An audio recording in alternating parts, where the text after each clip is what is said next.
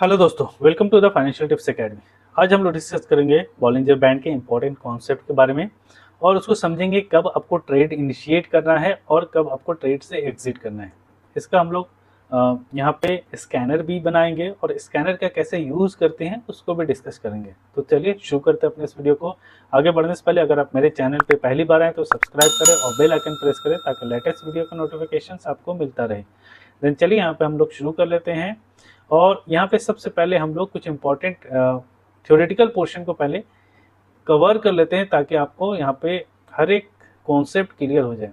तो यहाँ पे सबसे पहले हम लोग आ गए व्हाइट बोर्ड के थ्रू हम लोग समझेंगे जो भी इम्पोर्टेंट कॉन्सेप्ट हम लोग समझना चाह रहे हैं उसको हम लोग यहाँ पे ड्रॉ करके सिखाएंगे आपको।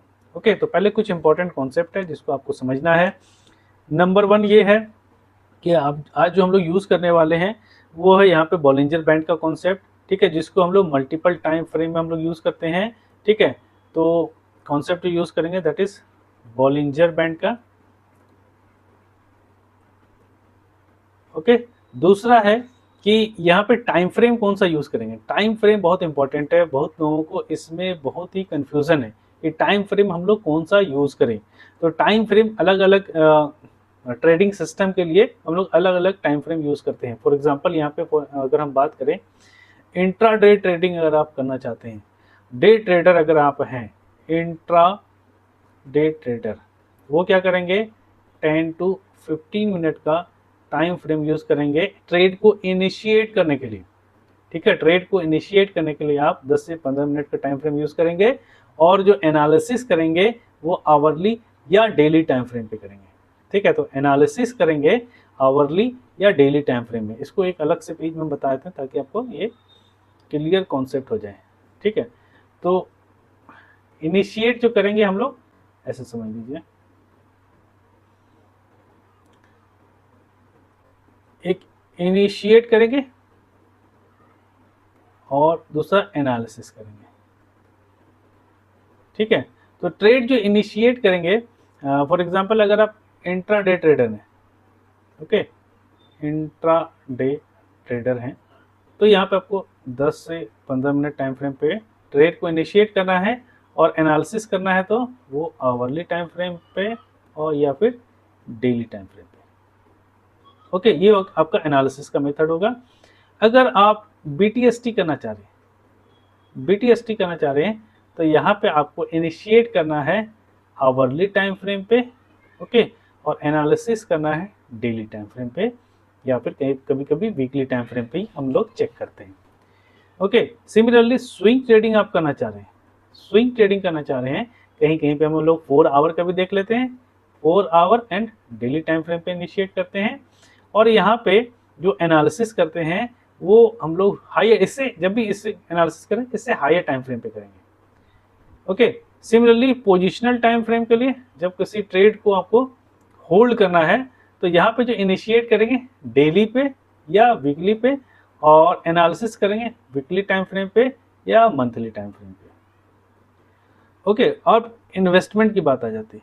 इन्वेस्टमेंट जब आप करेंगे तो उसमें हम लोग वीकली टाइम फ्रेम पे इनिशिएट करते हैं, कभी कभी डेली टाइम फ्रेम पे भी करते हैं, लेकिन मोस्ट प्रोबेबली हम लोग वीकली टाइम फ्रेम पे इनिशिएट करते हैं और एनालिसिस करते हैं मंथली टाइम फ्रेम पे या फिर क्वार्टरली टाइम फ्रेम पे। ठीक है, तो ये सब टाइम फ्रेम है जिसका आपको कंफ्यूजन नहीं रखना। हर एक टाइम फ्रेम में आप जाके एनालाइज करेंगे, पहले उस पर्टिकुलर स्टॉक को, उसके चार्ट को देखेंगे, उसके फंडामेंटल को देखेंगे और ट्रेड को इनिशिएट करने के लिए डिफरेंट टाइम फ्रेम हमने यहाँ पे आपको समझा दिया है ना। इसको मिनट कर देते हैं। तो आपको यहाँ पे कोई भी कंफ्यूजन नहीं होना चाहिए, हर एक कॉन्सेप्ट को अच्छे से आपको समझ लेना है। कोई भी कंफ्यूजन होगा आप नीचे कमेंट करके पूछ सकते हैं, है ना, और कोई भी दिक्कत आए तो आप वहाँ पे नीचे कमेंट करके पूछ सकते हैं। ठीक है, अब चलिए आज का जो कॉन्सेप्ट है वो ये है कि हम यहाँ पे क्या करने वाले हैं, बॉलिंजर बैंड के कॉन्सेप्ट को यूज़ करेंगे। तो बॉलिंजर बैंड में अलग अलग चीज़ें होती हैं, पहले आप ये समझिए। मान लीजिए ये बैंड है, for example this one is the band. ठीक है, ये ऐसे चला और ये ऐसे चला, यहाँ पे थोड़ा स्क्वीज हो गया और फिर ये फैल गया और ये ऊपर की ओर चला गया। ठीक है, और बीच वाला जो लाइन होता है वो 20 एसएम होता है।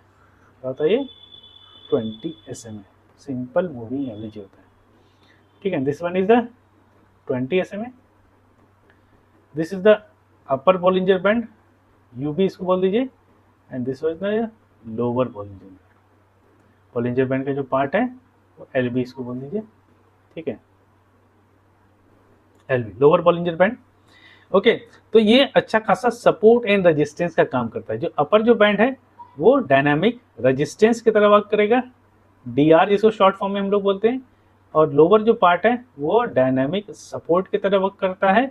एंड जो ये बीच वाला पार्ट है जिसको हम लोग 20 SMA बोलते हैं, ये सपोर्ट एंड रेजिस्टेंस दोनों के बोथ की तरह वर्क करेगा। और ये भी डायनामिक होता है क्योंकि प्राइस के साथ साथ ये चेंज होता रहता है ना, कभी देखेंगे ऊपर आएगा कभी नीचे आ जाएगा, ये स्टैटिक नहीं होता। स्टैटिक मतलब एक ही सपोर्ट एंड रेजिस्टेंस, और डायनेमिक का मतलब हो गया वो चेंज होता रहता है। जैसे टिकट का प्राइस, एयर टिकट का प्राइस जैसे जैसे चेंज होता रहता है उसको हम डायनेमिक बोलते हैं। वैसे यहाँ पे प्राइस जो है ना, ये जो एवरेज बेसिस पे होता है ये डायनेमिक होता है, इसका एवरेज चेंज होता रहता है। ओके, तो ये रेजिस्टेंस की तरह वर्क करेगा, this one work as a support, और ये वाला आपका सपोर्ट एंड रेजिस्टेंस दोनों की तरह वर्क करता है। अब इसको हम लोग समझेंगे कैसे। मान लीजिए कोई प्राइस था, पहले वो रेड कैंडल बना, यहाँ से मान लीजिए ये पहले ऊपर गया, ऐसे आप समझ लीजिए, है ना, इसको अच्छे से समझना, कॉन्सेप्ट बहुत इंपॉर्टेंट है ये, ठीक है। और यहाँ पे कुछ रेड कैंडल बना है, एक दो होता है, इस तरह से पैटर्न चलता है, एक तरह से मूवमेंट नहीं आता है ना। फिर उसके बाद यहाँ से ग्रीन कैंडल बनाता हुआ ये मूव किया, वीक हो भी सकता है, ये जो ऊपर नीचे वीक होता है ना, इसको पूंछ ही बोलते हैं, ऐसे भी हो सकता है, ठीक है। और एक दिन क्या हुआ, बैंड के बिल्कुल बाहर चला गया इस तरीके से, ठीक है, या इस तरीके से भी हो सकता है। इसको हम डिलीट कर लेते हैं, अपर पार्ट रहेगा वैसे।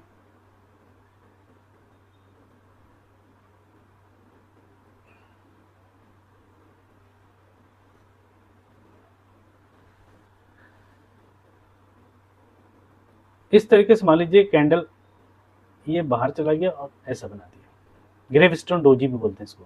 डोजी का ये पार्ट है, कभी कैंडलस्टिक पैटर्न पढ़ाऊंगा तो आप उसको देख लीजिएगा, ठीक है। और इस तरीके से ये चलना शुरू हुआ तो प्राइस यहाँ से गिरना शुरू हो जाएगा। एक आध बीच में हो सकता है ग्रीन कैंडल भी बन जाए, यहाँ पे इसको ग्रीन मान लीजिए, अभी रेड पे ही मैं ड्रॉ कर देता हूँ। तो इस तरीके से आपको ड्रॉ करना है, और यहाँ पे आप देखेंगे कंसोलिडेट होगा, कंसोलिडेट होगा, कंसोलिडेट होगा, फिर ये प्राइस नीचे की ओर गिरना शुरू होगा। मतलब यहाँ पर प्राइस एक बार आके रुकेगा, कभी कभी यहाँ पे कभी कभी देखेंगे इस तरह से हैमर बनाएगा और ट्रैप करेगा, फिर गिरेगा, या फिर डोजी इस तरह से बना दे फिर गिरेगा, ठीक है। तो इस तरह का पैटर्न आप अक्सर देखेंगे। तो इसमें करना क्या है, जब इस तरह का पैटर्न बने, है ना, और फिर देर ये ऊपर की ओर यहाँ से मूव करना शुरू कर दे, यहाँ मान लीजिए ग्रीन कैंडल बनाया, ये डोजी का पैटर्न बनाया, या हैमर का पैटर्न बनाया, फिर देन यहाँ से ऊपर चलना शुरू हो गया, ठीक है। अब यहाँ पे ये इसको रजिस्ट करेगा, यहाँ पे हो सकता है एक दो रेड कैंडल बनाए, फिर से एक दो रेड कैंडल बनाए, और फिर देन ग्रीन कैंडल बनाए, है ना, यहाँ पे ग्रीन कैंडल बना, दो जैसे कैंडल क्लोज हुआ इस 20 SMA के ऊपर। अब यहाँ पे समझ लिए एक यहाँ पे एक नया मोमेंट शुरू होने वाला है। तो इस तरीके से ये यहाँ पे मूव करता जाएगा, और बैंड के साथ जब ब्लास्ट करना शुरू हो गया, बैंड ब्लास्ट जिसे हम लोग बोलते हैं, अपर बैंड ब्लास्ट, ऊपर की ओर मूव करना शुरू किया, तो जब तक बैंड के साथ चलेगा तब तक उसमें हम लोग मूव करेंगे। जैसे बैंड छोड़ दिया, हम लोग उस पर्टिकुलर स्टॉक से हम लोग निकल जाएंगे, चाहे आप डे ट्रेडिंग करते हो, चाहे आप इंट्राडे ट्रेडिंग करते हो, चाहे आप स्विंग ट्रेडिंग करते हो, है ना। हर एक टाइम फ्रेम हमने आपको समझा दिया, उसी टाइम फ्रेम के हिसाब से आप यहाँ पे एग्जिट करेंगे। ओके, साथ में हम लोग यहाँ पे मिला लेते हैं 9 EMA हाई। 9 EMA हाई का क्या कॉन्सेप्ट है, मान लीजिए ये ऐसे चल रहा था, है ना, अब फिर ये ऐसे गिरना शुरू हो गया, ओके। अब फिर ये जैसे एक दूसरे के साथ क्रॉस किया, ये 9 EMA हाई है, ये वाला जो लाइन है ना, this one is the 9 EMA high, ठीक है। अब इसका थ्योरेटिकल पोर्शन, अभी ये थ्योरेटिकल हो रहा है, प्रैक्टिकल पोर्शन भी हम लोग देख लेंगे, और स्कैनर भी बना के ड्रॉ कर लेंगे। अब ये प्राइस जैसे चला, ठीक है ना, यहाँ पर आप देखेंगे बैंड इतना से इतना के बीच स्क्वीज हुआ है, छोटा पतला हो गया, उसके बाद ये फैल गया है, ठीक है। तो ये जब तक इसके साथ चला है तब तक ये इसको हम ट्रेलिंग एसएल की तरह मान सकते हैं। 9 EMA जो हाई है, जो बैंड के साथ ब्लास्ट करके मूव कर रहा है, जब तक इसके नीचे दो कैंडल क्लोज, कैसे क्लोज होना चाहिए, ऐसा, इसको रेड पूरा ले लेते हैं, इस तरह से क्लोज होना। जैसे मान लीजिए यहाँ से गिरा, है ना। ऐसा नहीं हो कि इसके बाद ग्रीन बन जाए, तो ये हमारा क्लोजिंग नहीं होगा। मतलब ये जो लो आया ना, इसके नीचे क्लोज होना चाहिए, तब तक मेरा एसएल हिट नहीं होगा।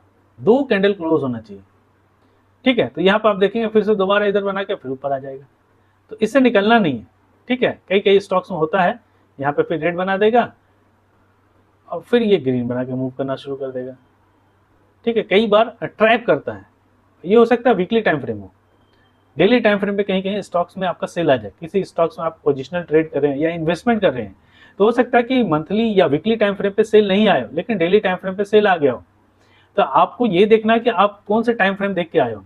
जिस टाइम फ्रेम को देख के आए हो, मतलब पोजिशनल या इन्वेस्टमेंट के लिए आए, तो उसी टाइम फ्रेम को देख के आपको एग्जिट करना है, क्योंकि छोटे छोटे टाइम फ्रेम पे कभी कभी एग्जिट आ जाता है, या छोटे टाइम फ्रेम पे कभी कभी डाइवर्जेंस बन जाएगा। आरएसआई का डाइवर्जेंस जो मैंने बता रखा है आप लोगों को, ठीक है, उसका जाके आप वीडियोस देख लीजिएगा। तो किसी किसी टाइम फ्रेम पे, छोटे टाइम फ्रेम पे हो सकता है कि आपको डेविएट करे, तो उससे घबराना नहीं। जब तक इस बैंड के साथ प्राइस चला है तब तक हम लोग चलेंगे। जैसे इस बैंड को छोड़ देगा या इसके नीचे क्लोज कर देगा, हमारा एसएल हिट हो गया, हम यहाँ से निकल जाएंगे। या आपने जो परसेंटेज बना रखा है, जैसे पोजिशनल के लिए 20 से 25% मिल गया, निकल जाएंगे। इन्वेस्टमेंट के लिए मोर देन 50% निकल गया तो आप निकल जाएंगे। ये आपका पैसा डबल हो जाए तो एक बार निकल जाइए, 50% बुक कर लीजिए, 50% को राइट करें, या आपको जो भी ठीक लगता है उस हिसाब से करें। स्विंग के लिए 10-12% मिल गया, बहुत है ना। तो उस हिसाब से अगर आप करेंगे तो आपको एक तो रूल बना लेंगे, रूल बेस पे आप ट्रेड करेंगे, ठीक है। रूल बेस पे अगर आप ट्रेड करेंगे तो आप ज़्यादातर जो ट्रैपिंग होती है उस ट्रैपिंग से आप बच जाएंगे। ओके, तो ये बहुत ही इंपॉर्टेंट कॉन्सेप्ट है, इसको आपको यूज़ करना है। और साथ में बैंड का अलग अलग कॉन्सेप्ट होता है, ठीक है। वो ये है कि बैंड कभी कभी आपको इस तरह से फैला हुआ मिलेगा, है ना, इस तरीके से फैला हुआ मिलेगा। और फिर कई बार आपको इस तरह से स्क्वीज मिलेगा। अब जैसे ये स्क्वीज हुआ, ठीक है ना, ये स्क्वीज हुआ, अब ये जिस भी तरफ मुड़ जाए, मान लीजिए ऊपर की ओर जा रहा है प्राइस, तो ये ऊपर की ओर ब्लास्ट करना शुरू हो जाएगा, ठीक है। सिमिलरली ये अगर नीचे की ओर जाएगा तो नीचे की ओर ब्लास्ट करना शुरू हो जाएगा, ठीक है। जिस भी टाइम फ्रेम पे आप देखना चाह रहे हैं, मंथली टाइम फ्रेम पे अगर ब्लास्ट दे रहा है तो मोस्ट प्रोबेबली है 60 to 70% आपको इस तरह से, मतलब स्क्वीज होके ब्लास्ट हो, इस तरह से बैंड स्क्वीज होके ब्लास्ट हो। तो मंथली टाइम फ्रेम पे ये देखा गया है 50 to 70% का रिटर्न बहुत ही कम टाइम फ्रेम में ये दे देता है। यही वीकली टाइम फ्रेम में हुआ है 20 से 30% का रिटर्न ये बहुत ही क्विकली दे देता है। एंड दिस वन अगर डेली टाइम फ्रेम पे हुआ हो तो 10 से 12% का रिटर्न बहुत ही क्विकली दे देता है। एंड आवरली टाइम फ्रेम पे हुआ हो तो 5 से 10% का रिटर्न बहुत ही क्विकली दे देता है। तो इसको आप देख लीजिएगा, मतलब ये कंसोलिडेशन, ये जो स्क्वीज हुआ, जितना लंबा हो उतना बड़ा आपको रिटर्न मिलेगा। छोटा में नहीं होना चाहिए, तो कि ये यहाँ थोड़ा देर स्क्वीज किया, फिर हो सकता है ब्लास्ट करने के बाद फिर नीचे आ जाए, फिर देन फ्लैग पैटर्न बना के ऊपर की ओर मूव करे। ओके, तो आपको यहाँ पे देख लेना, अगर यहाँ पे कोई कैंडल का पूछ है तो उसका एक लाइन ड्रॉ कर लेना है। प्रीवियस जो भी रेजिस्टेंस था उसके ऊपर क्लोज दे दिया है, वहाँ पे आपको अगला नेक्स्ट कैंडल पे एंट्री बनानी है। और यहाँ पे आपको देख लेना है कि कब तक ये बैंड ब्लास्ट के साथ मूव कर रहा है, ठीक है। बैंड को छोड़ दे या 9 EMA हाई के नीचे क्लोज दे दे तो हम एक बार एग्जिट कर जाएंगे, या फिर जो भी मेरा पहले रिटर्न बन जाए। डेली टाइम फ्रेम देख के आए तो 10 से 12% मिला, निकल जाएंगे। वीकली टाइम फ्रेम देख के आए तो 20 से 30% के बीच जो भी मिला एक बार निकल जाएंगे। एंड मंथली टाइम फ्रेम के देख के आए तो 50 से 70% जो भी आपका रिटर्न बना एक बार लेके निकल जाएंगे, फिर दूसरा स्टॉक इस तरह का ढूंढेंगे। ओके, तो ये सब मल्टीपल चीजें हैं जिसको आपको यूज करना है और इसका एडवांटेज को इस्तेमाल करना है। बॉलिंजर बैंड का ये सब एडवांटेजेस है जिसको आपको हर एक टाइम फ्रेम पे यूज करना है, ठीक है ना। अब चलिए हम लोग यहाँ पे थोड़ा सा स्कैनर देख लेते हैं और इसके प्रैक्टिकल पोर्शन पे चलते हैं। तो हमने यहाँ पे वीकली टाइम फ्रेम लिया है, तो यहाँ पे मैंने जो स्कैनर यहाँ पे एक ओपन कर रखा है, जो मैं ऑलरेडी बना रखा हूँ, ठीक है ना। इसको वीकली टाइम फ्रेम कन्वर्जेंस बोला है, बट इसको अभी बॉलिंजर बैंड के कॉन्सेप्ट से ही समझिए। हमने यहाँ पे क्या लिखा, मंथली टाइम फ्रेम क्या 9 EMA हाई, जो ये वाला जो लाइन हमने ड्रॉ किया था 9 EMA हाई, जो कि क्रॉस हो रहा था 20 SMA से, ठीक है। 9 and 20 SMA है। जब ग्रेटर देन होगा 20 SMA से, when 9 EMA high greater than या क्रॉस ओवर 20 SMA, और डेली जो है क्लोज जो है ग्रेटर देन अपर बॉलिंजर बैंड, डेली क्लोज जो है वो डेली अपर बॉलिंजर बैंड के ऊपर क्लोज कर रहा है। एंड यहाँ पे RSI का भी कॉन्सेप्ट यूज कर लिया ताकि हमारा जो ट्रैपिंग नहीं हो। आप चाहे तो यहाँ पे इसको 55 से भी एबव ले सकते हैं, लेकिन नंबर ऑफ स्टॉक्स इसमें ज़्यादा आ जाएंगे, ठीक है, नंबर ऑफ स्टॉक ज़्यादा आ जाएंगे तो इसको 65 ही रहने दीजिए, तो वो ज़्यादा बेटर है। या फिर जब जस्ट क्रॉस किया हो तो ये सिर्फ 55 भी रख सकते हैं, 55 भी रख सकते हैं, उसको आपको फिर थोड़ा फिजिकली जाके चेक करना पड़ेगा, है ना। तो जैसे यहाँ पे कुछ स्टॉक्स आ रहे हैं, ओके, तो ये स्कैनर को हमने रन कर दिया है, ये स्कैनर आप देख लीजिएगा, खुद से ड्रॉ कर लेगा, नीचे डिस्क्रिप्शन में इसका आपको लिंक भी मिल जाएगा, है ना। तो अब यहाँ पे हम जाएंगे और देखेंगे कुछ जो स्टॉक्स आ रहे हैं, लाइक यहाँ पे भारतीय इंटरनेशनल लिमिटेड BIL आ रहा है, इसने अपर सर्किट लगाया, एग्रोफोर्स इंडिया इसने भी अपर सर्किट लगाया, गोवा कार्बन 14.6% रिटर्न दिया, मैसडॉक यहाँ पे 12% रिटर्न दिया, मॉडिशन हो गया 11.98%। तो इस तरीके से नंबर ऑफ स्टॉक्स काफी ज्यादा आ रहे हैं, ठीक है ना। मान लीजिए हम जो अपर कोई भी स्टॉक्स आप चार्ट देख सकते हैं, जैसे BIL का आप चार्ट देखेंगे, ठीक है, BIL का आपने चार्ट देखा, ये वीकली टाइम फ्रेम पे क्या हुआ, जस्ट क्रॉस ओवर 20 SMA, है ना, ये मंथली टाइम फ्रेम पे ऊपर ही होगा, ठीक है। बैंड को देखें, इस ये जो रेजिस्टेंस था प्रीवियस, इसके ऊपर इसने क्लोज दे दिया, अभी करंट में ये रेजिस्टेंस का की तरह वर्क करेगा, इसके ऊपर जैसे क्लोज देगा तो आपको यहाँ पे देख लेना डेली टाइम फ्रेम पे क्या एंट्री बनेगी, है ना। एंट्री बनानी है डेली टाइम फ्रेम देखे, हो सकता है ये डेली टाइम फ्रेम पे, क्योंकि हमने बॉलिंजर बैंड ब्लास्ट कंसिडर किया है, तो बॉलिंजर बैंड पे ये ब्लास्ट किया होगा। अब हम करेंगे क्या कि कल अगर इसका कैंडल इसके ऊपर क्लोज कर जाता है बॉलिंजर बैंड के ऊपर, तो हम इसको बैंड को टच करने का वेट करेंगे या 9 EMA हाई आने का वेट करेंगे, तब इसमें एंट्री बनाएंगे, मतलब इसके रिटेस्ट का वेट करेंगे, क्योंकि रिटेस्ट में क्या होता है कि आपका SL छोटा हो जाता है। अगर मान लीजिए यहाँ पे एंट्री लेंगे तो ये पूरा कैंडल का लो 313 आपका SL आ रहा है, तो ये यहाँ पे आपका ना SL बड़ा हो जाता है।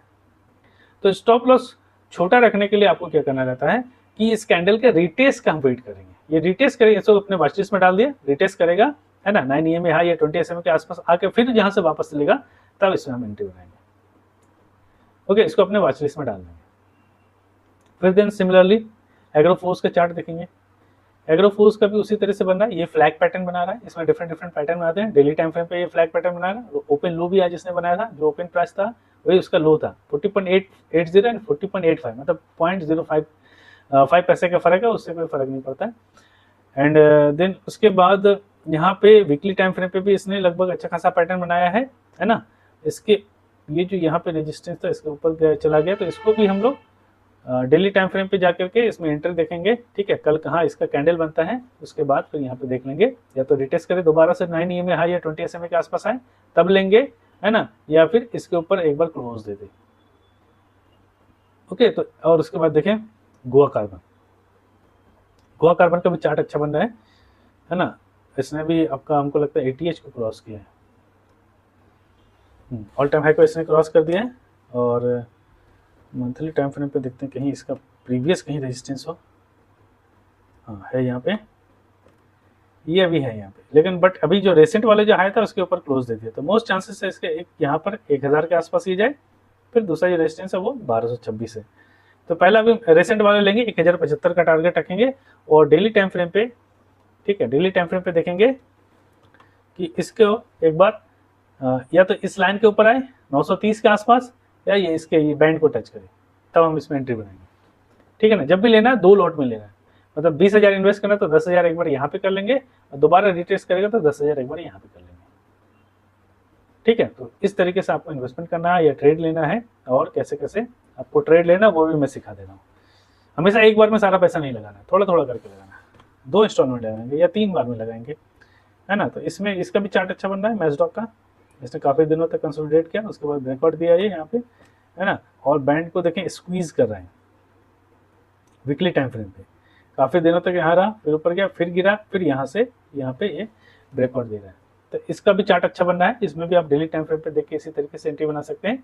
तो यहाँ पे मल्टीपल चीज़ें हैं जिसको आपको यूज़ करना है, जो अभी हमने कुछ कॉन्सेप्ट आपको सिखाया है, ठीक है ना। ये 5 पैसा का भी चार्ट मुझे अच्छा लग रहा था, इसका भी देखा सेम पैटर्न बनना है, इसको फ्लैग पैटर्न भी बोलते हैं, है ना। इसको इस तरह से मिलाएंगे 9 EMA high cross over 20 SMA, तो ये भी अच्छा पैटर्न बना रहा है।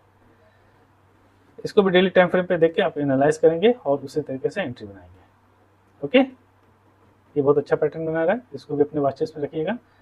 And then energy development, energy dev, इसका देख लीजिए चार्ट, हाँ ये भी अच्छा पैटर्न बना रहा है, सारा लगभग उसी तरह का पैटर्न है, क्योंकि हमने उसी तरह का स्कैनर ही बना रखा है ना। तो ये सारे स्टॉक्स इसमें अच्छे आ रहे हैं, सुरांसोल, ये तो डेली टाइम फ्रेम पे बैंड के बाहर चला गया, तो इसको एक बार बैंड के पास आना है।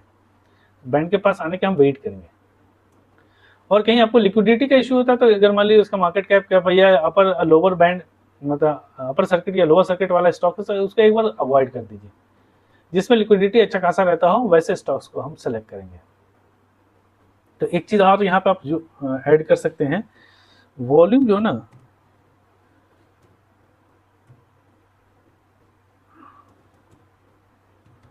वॉल्यूम जिसमें हो ग्रेटर देना, यहाँ पे नंबर डाल दीजिए 20,000 50,000 इस तरीके से कुछ भी डाल सकते हैं, ठीक है। जिसमें वॉल्यूम ज़्यादा हो वैसे स्टॉक्स को आप यहाँ पे लेंगे। तो इसमें जो जिसमें वॉल्यूम कम रहते हैं वैसे स्टॉक्स ऑलरेडी यहाँ पे हट जाएंगे, फिर आपको यहाँ पे दिक्कत नहीं आएगा, अपर लोअर सर्किट वाला सिस्टम ही खत्म हो जाएगा, है ना। बंसाली इंजीनियरिंग देखिए BEPL, ये भी जस्ट क्रॉस किया अभी, और ये 3 स्टेप पैटर्न भी बना रहा है, तो इसका भी चार्ट अच्छा है। तो इस तरीके से मल्टीपल स्टॉक्स को आप देख सकते हैं। और ये स्कैनर बहुत ही ज़बरदस्त है, बहुत ही अच्छे तरीके से वर्क करता है, ठीक है। अभी तक जो भी स्कैनर हमने दिया है, इसमें पहला जो भी 25 स्टॉक्स आ रहे हैं उसमें जिस भी का भी आपको चार्ट अच्छा लगता है उसको रीटेस्ट पे हम पकड़ेंगे, ठीक है। ऐसा नहीं कि कल ही हम ओपन होते ही मार्केट हम खरीद लेंगे, नहीं, इसको रीटेस्ट पे पकड़ेंगे। ये दोबारा से रीटेस्ट करेगा, दोबारा से 9 EMA हाई या 20 SMA पे आए तभी हम पकड़ेंगे, ताकि आपका SL छोटा हो जाए, स्टॉप लॉस छोटा हो जाएगा उससे, ठीक है। तो इस तरीके से आप मल्टीपल चीज़ें कर सकते हैं बॉलिंजर बैंड का यूज़ करके, ठीक है। और यहाँ पे स्कैनर भी मैंने बता दिया, और कब एंट्री लेनी है, कब एग्जिट करना है। एग्जिट का आप एक ये रूल जो मैंने बता दिया है, स्विंग कर रहे हैं तो इतना या तो परसेंटेज वाइज ले लिए, या आपका अगर SL हिट हो जाता है तो SL हिट करके आप निकल जाइए, या जो मैंने ट्रेलिंग स्टॉप लॉस जो बताया 9 EMA हाई, वो उसको लेके आप चल सकते हैं। जैसे मान लीजिए यहाँ पे आपने एंट्री बनाया था 1 2 3, यहाँ पर अगर आपका परसेंटेज वाइज एंट्री रिटर्न मिल गया तो वो लेके निकल जाइए, या फिर एक बार ये बैंड को छोड़ दे या 9 EMA हाई के नीचे क्लोज दे दे तो निकल जाइए एक बार। तो इस तरीके से यहाँ पे आप देख सकते हैं कि बॉलिंजर बैंड का कैसे आप यूज करेंगे इन multiple time frame, swing trading करते हो, इंट्राडे ट्रेडिंग करते हो, पोजिशनल ट्रेडिंग करते हो, या इन्वेस्टमेंट करते हो।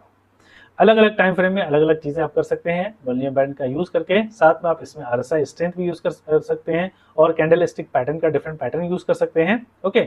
और साथ में एक और इम्पॉर्टेंट न्यूज है आपके लिए कि नेक्स्ट बैच जो मेरा शुरू होने वाला है, वो मेंटरशिप प्रोग्राम का पहला बैच ऑलरेडी मेरा कंप्लीट हो चुका है। नेक्स्ट बैच अब शुरू होने वाला अप्रैल के लास्ट में, या मोस्ट प्रोबेबली मई के फर्स्ट वीक में हम शुरू कर देंगे।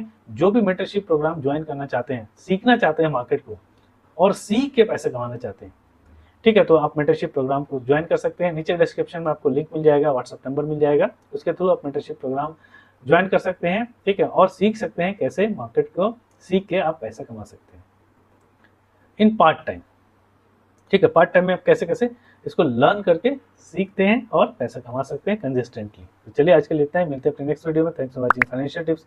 वीडियो पसंद आए तो लाइक करें, सब्सक्राइब करें।